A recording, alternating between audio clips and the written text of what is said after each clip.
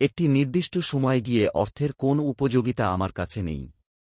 একটি কর্মস্থল গঠন এবং তা থেকে প্রাপ্ত সম্পদ বিশ্বের দরিদ্রতম স্থানে প্রদান করাতেই এর উপকারিতা নিহিত। টাকার দরকার তাই এখনই, যখন আনন্দে হাতা নয়ছয় করিবার ক্ষমতা নষ্ট হয় নাই। আমাদের সবচেয়ে বড় অভাব কোনো উদ্যোগ গ্রহণের জন্য টাকা নয়, বরং ধারণাগুলি।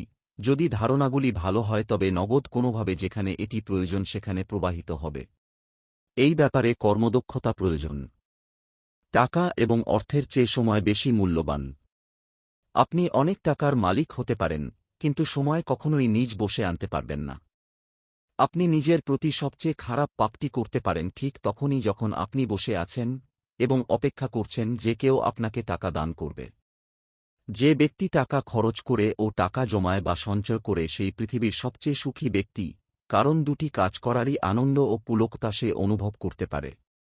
আপনি যদি কোনো মানুষ সত্যিকারের কেমন তা জানতে চান, তবে অর্থ হারালে তিনি কিভাবে ব্যবহার ও আচরণ করেন সে সম্পর্কে অবগত থাকুন।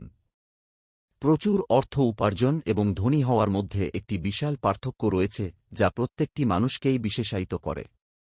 আমাদের কখনো টাকার অভাব হয় না।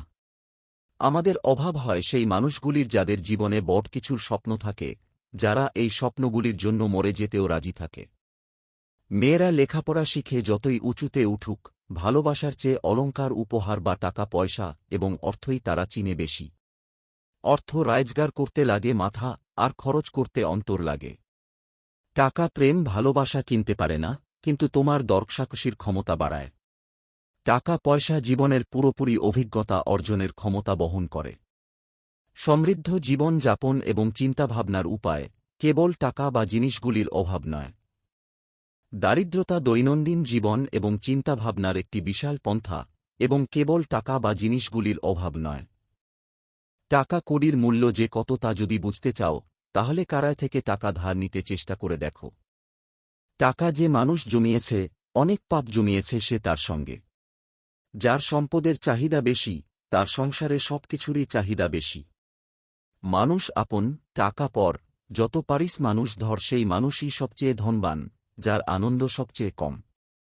এই পৃথিবী মাতৃকার বুকের ভালো থাকার জন্য টাকার প্রয়োজন, আর পরকালে ভালো থাকার জন্য আমলের প্রয়োজন।